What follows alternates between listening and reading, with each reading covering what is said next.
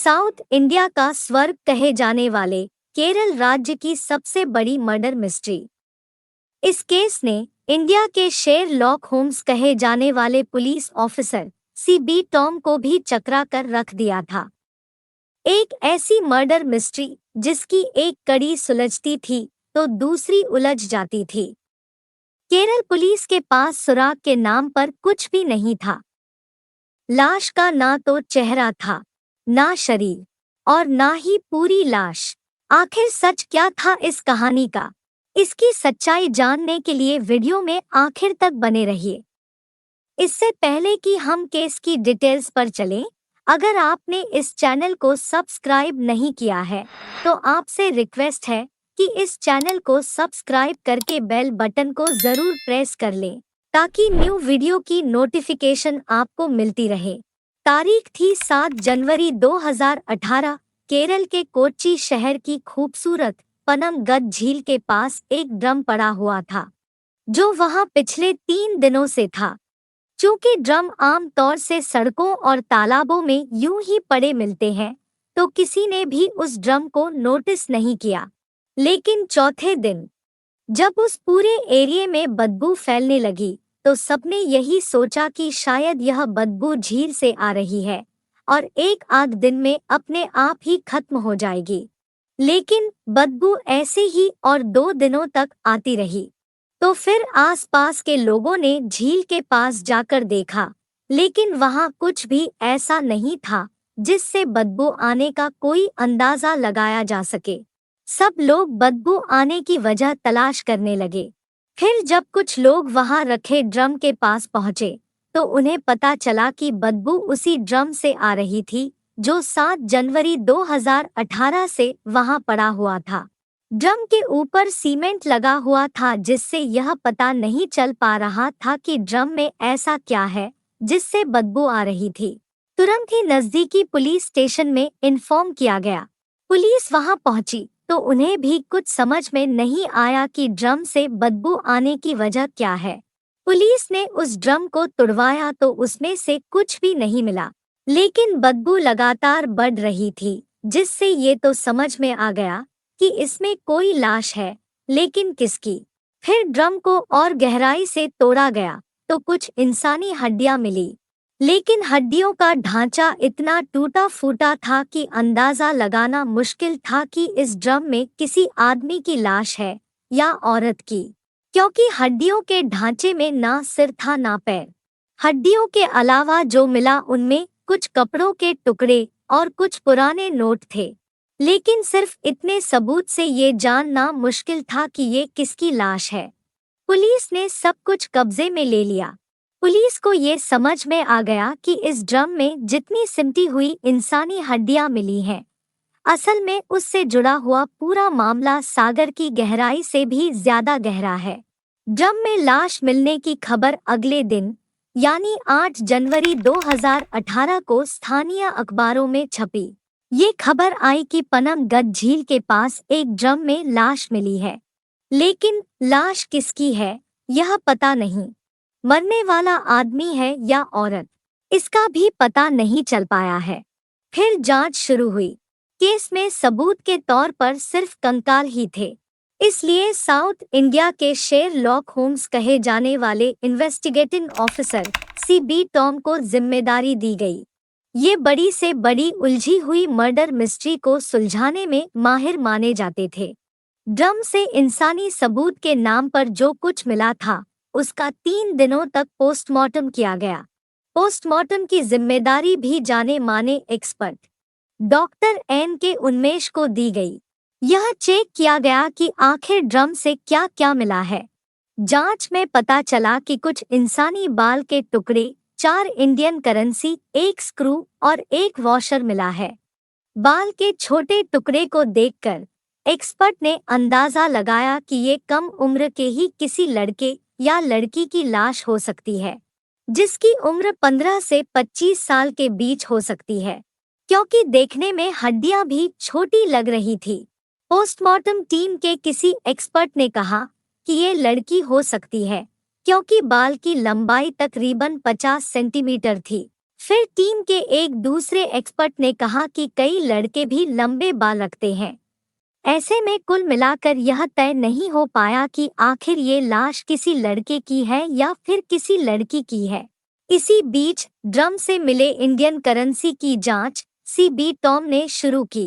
Drum में हड्डियों के ढांचों के साथ जो नोट मिले थे उनमें 500 रुपए के 3 नोट और 100 रुपए का एक नोट था। 500 के नोट साल 2018 तक पूरी तरह से बंद हो चुके थे। लिहाजा जांच अधिकारी ने ये मान लिया कि जिस किसी की भी ये लाश है उसकी हत्या कम से कम 2 साल पहले की गई होगी। ये मर्डर भी कम से कम 8 नवंबर 2016 से तो पहले ही किया गया होगा। तय यह किया गया कि 2 साल पुराने गुमशुदा लोगों की जांच की जाए, लेकिन उससे भी बड़ा सवाल था कि गुमशुदा हुए किसी लड़के की जांच करे या फिर लड़की की। जो हड्डियां मिली है उसकी उम्र क्या होगी, 15 से 25 साल या फिर उससे भी ज्यादा। इस मर्डर मिस्ट्री ने इतना उलझाया कि सीबी टॉम जैसे ऑफिसर भी कुछ समय के लिए शांत पड़ गए। आखिर करे तो क्या करें? इसी तरह 2 दिन और निकल जाते हैं। पोस्टमार्टम की जांच का तीसरा दिन यानी 11 जनवरी 2018, उस दिन डॉक्टर एन के उन्मेष को हड्डी के टुकड़ों में एक स्क्रू और वॉशर मिला। स्क्रू लगभग 6.6 सेंटीमीटर लंबा और 2.5 सेंटीमीटर चौड़ा था। बारीकी से जांच करने पर यह समझ आया कि उस हड्डी के ढांचे में ये बाई वाली एड़ी का हिस्सा है, जो एड़ी का ऑपरेशन करने के बाद यह स्क्रू फिट किया गया होगा। स्क्रू पर कुछ लिखा हुआ था, लेकिन बहुत पुराना होने की वजह से पढ़ने में नहीं आ रहा था। डॉक्टर उन्मेष ने सीबी टॉम को फोन किया और ये बताया कि उन्हें एक सुराग तो मिला है, लेकिन उससे कितनी मदद मिल पाएगी यह कहा नहीं जा सकता। सीबी टॉम तुरंत डॉक्टर के पास पहुंचे और उस स्क्रू की फोटो हाई क्वालिटी कैमरे से लेनी शुरू की। कई घंटों की कोशिश के बाद एक छोटा लेकिन अहम सुराग मिला। असल में उस स्क्रू के टॉप पर इंग्लिश में कुछ लिखा था। वो शब्द था पिटकर। जब इसके बारे में गूगल पर सर्च किया गया तो पता चला कि ये पुणे की एक कंपनी है जो पूरे देश में ऐसे स्क्रू की सप्लाई करती है जिसे सर्जरी में इस्तेमाल किया जाता है। अब ये पता करना था कि आखिर इस स्क्रू का इस्तेमाल कोच्चि या एर्नाकुलम जिले के किस हॉस्पिटल में हुआ, किस मरीज के लिए ये इस्तेमाल किया गया। ये बड़ी चुनौती थी। अभी तक तो ये भी पता नहीं था कि आखिर ये किस साल में लगवाया गया होगा। मतलब कुल मिलाकर सुराग तो मिला, लेकिन उसमें ऐसा कुछ भी नहीं था जिससे उस मरने वाले की पहचान की जा सके। कातिल और कत्ल की वजह का पता लगाना तो बहुत दूर की बात थी। पिटकर कंपनी से संपर्क करके डिटेल मांगी गई कि साल 2016 में ऐसे स्क्रू कितने और किसे बेचे गए। पिटकर कंपनी से पता चला कि 2016 में कुल 161 स्क्रू सप्लाई किए गए थे। 161 स्क्रू में से 155 महाराष्ट्र और गुजरात में गए थे, बाकी 6 केरल में सप्लाई हुए थे। फिर पूरे केरल में कहाँ और किन मरीजों को ये स्क्रू लगाए गए थे, इसकी डिटेल निकाली गई। इस केस को सुलझाने में उस वक्त एक साथ पुलिस की कुल 5 टीमें काम कर रही थी। केरल के सभी 6 मरीजों की जानकारी मिल गई। इन मरीजों में 5 मरीज पुलिस को मिल भी गए, लेकिन 6वें मरीज की जानकारी नहीं मिली। उस मरीज का नाम था शकुंतला, जिसकी उम्र 60 साल थी। पुलिस ने जांच इसी दिशा में आगे बढ़ाई। अस्पताल से शकुंतला की डिटेल्स निकाली गई। जिसने शकुंतला को एडमिट करवाया था उसका नाम अस्मती था और उनका आपस में रिश्ता माँ और बेटी का था। पुलिस अस्पताल से मिले हुए एड्रेस पर पहुंचती है। पुलिस के पूछे जाने पर कि शकुंतला कहाँ है, तो अस्मती ने बताया कि वह कई साल से उनके संपर्क में नहीं है। अस्मती ने बताया कि आखिरी बार उनकी मुलाकात 19 सितंबर 2016 को हुई थी, लेकिन कुछ दिनों बाद जब वह दोबारा शकुंतला यानी अपनी मां से मिलने गई तो वो दिल्ली जा चुकी थी। उसके बाद उनसे कभी कोई संपर्क नहीं हुआ। पुलिस ने सवाल पूछा कि आखिर उनकी गुमशुदा होने की रिपोर्ट क्यों नहीं दर्ज कराई, तो अस्मती ने बताया कि उसे लगा कि वो खुद ही कहीं चली गई है, इसलिए पुलिस में कोई शिकायत नहीं कराई। अब पुलिस को काफी हद तक लग गया कि उस नीले ड्रम में जिसकी लाश मिली थी वो शकुंतला की हो सकती है, लेकिन अभी भी पुख्ता सबूत नहीं मिला था। पुलिस ने लेफ्ट एंकल में लगी स्क्रू के बारे में पूछा तो पता चला कि 1 सितंबर 2016 को किसी ट्रक वाले ने उसकी मां शकुंतला की स्कूटी में टक्कर मार दी थी, जिससे वो काफी चोटिल हो गई थी। उनका बायां पैर फ्रैक्चर हो गया था और उसी के इलाज के दौरान अस्पताल में बाई एड़ी में स्क्रू फिट किया गया था। ये इलाज कोच्चि के वीकेएम अस्पताल में हुआ था। चूंकि उसी अस्पताल से शकुंतला और उसकी बेटी अस्मती की डिटेल मिली थी, इसलिए काफी हद तक ये समझ में आ गया कि मरने वाली शकुंतला ही है। लेकिन फिर भी सबूत के तौर पर बेटी अस्मती का डीएनए सैंपल लेकर जांच कराने के लिए भेज दिया गया। पुलिस ने अस्मती की पूरी डिटेल निकालनी शुरू की। इसके साथ ही शकुंतला का बैकग्राउंड भी खंगाला गया। पुलिस ने अस्मती की डिटेल निकाली तो पता चला कि वो सुधी नाम के एक लड़के से प्रेम करती थी। लेकिन अस्मती की मां शकुंतला इस रिश्ते के काफी खिलाफ थी।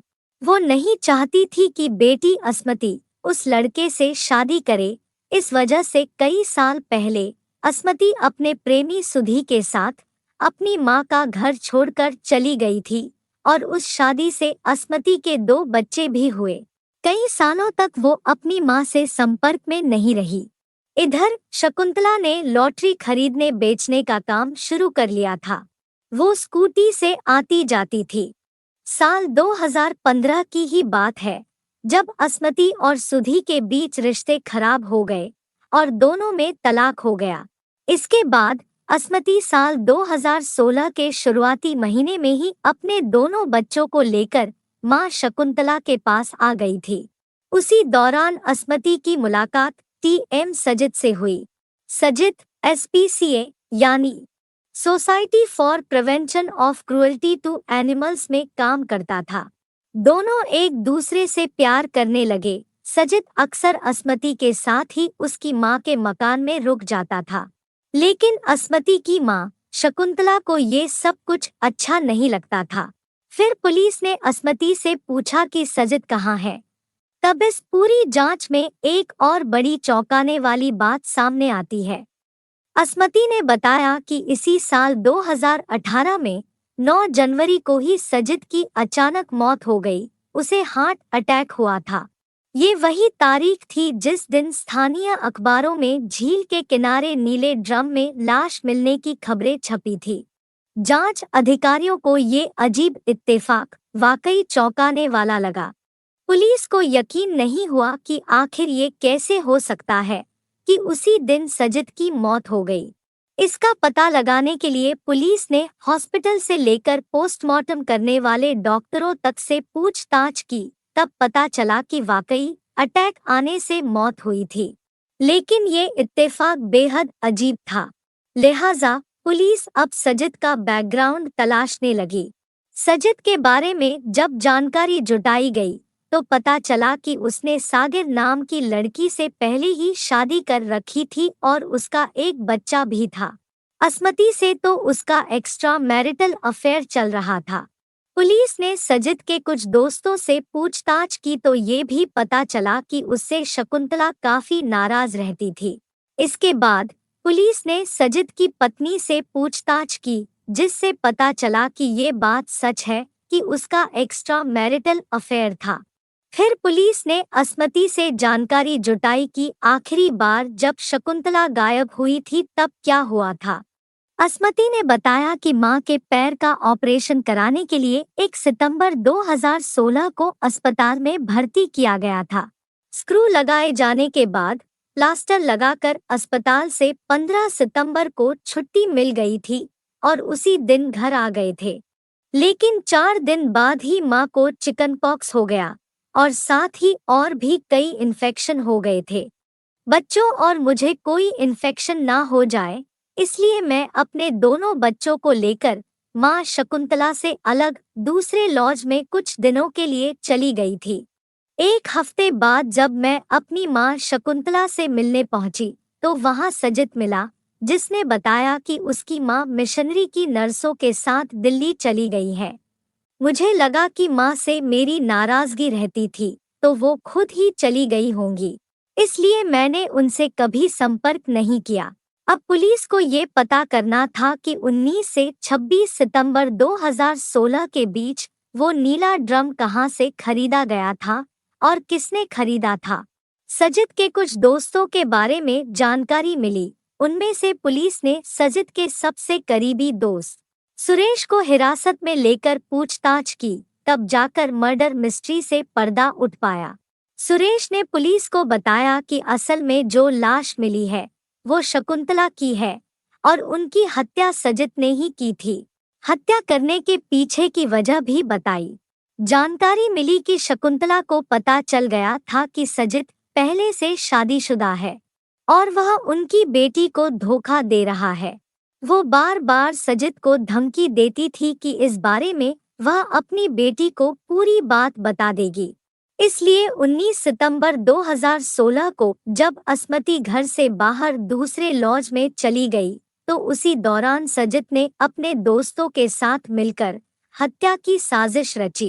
बकायदा इसके लिए उसने एक दोस्त के जरिए प्लास्टिक वाला ड्रम खरीदा और 19 से 25 सितंबर 2016 के बीच में ही शकुंतला की हत्या की गई।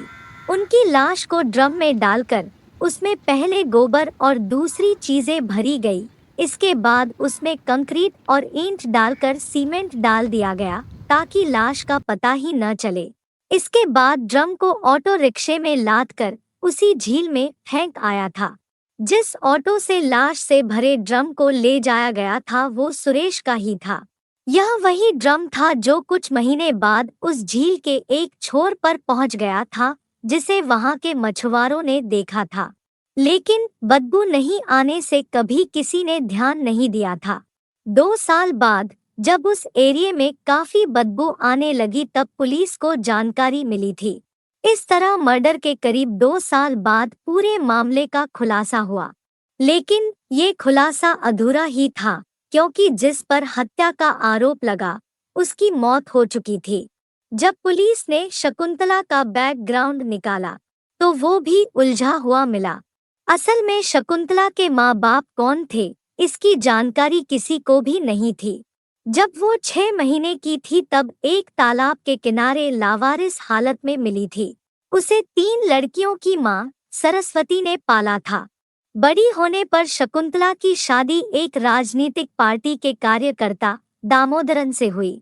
इस शादी से शकुंतला को एक बेटा अनूप और बेटी असमती हुई। पति दामोदरन को एक पॉलिटिकल मर्डर केस में उम्रकैद की सजा हो गई। उसके बाद साल 2012 में बेटे अनूप ने सुसाइड कर लिया और तब से शकुंतला अपनी बेटी असमती के साथ ही रहने लगी थी। लेकिन बाद में असमती भी अपने प्रेमी सुधी के साथ घर छोड़कर भाग गई। फिर 2016 में तलाक के बाद असमती अपनी मां शकुंतला के साथ रहने लगी और फिर 26 सितंबर 2016 को शकुंतला भी अचानक गायब हो गई। खराब रिश्तों की वजह से असमती ने कभी पुलिस में शिकायत नहीं की। यहाँ हैरानी वाली बात थी कि आखिर असमती ने दूसरे प्रेमी सजित से कभी मां के गायब होने को लेकर ज्यादा सवाल क्यों नहीं पूछे। इस पर वो कहती है कि मुझे लगता था कि सजित मेरे पहले पति के दोनों बच्चों की देखरेख भी करता है और मेरी भी मदद करता है। माँ का क्या, वो तो नाराज रहती ही थी, इसलिए सजित से कभी ज्यादा सवाल नहीं पूछे। और 2 सालों तक जिस माँ को जिंदा समझती रही, असल में वो मुर्दा थी। ऐसी मुर्दा कि जिसकी चिता को वो आग भी नहीं दे सकती थी। वो कभी समझ ही नहीं सकी कि जिसके साथ वो 2 सालों से रह रही है, असल में वही उसकी माँ का कातिल है। लेकिन जब माँ के कातिल का पता चला तो उससे पहले ही सजित भी मर चुका था। पुलिस का मानना है कि किसी केमिकल के ज्यादा सेवन से सजित को सर्वाइकल अटैक आया होगा और उसकी मौत हो गई। अगर आपको मेरी यह कहानी पसंद आई हो तो चैनल को लाइक, शेयर और सब्सक्राइब जरूर करें।